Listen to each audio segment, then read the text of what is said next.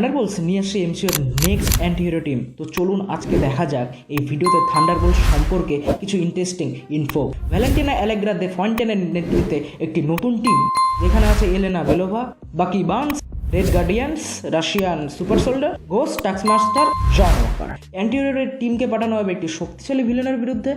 Thunderbolt ট্রেলারে আমরা আরও intense action sequence দেখতে পারবো এবং তার সাথে ডার্ক হিউমারও। মুভি আসছে 2025 সালের 2 মে, দেখতে একদমই ভুলবেন না।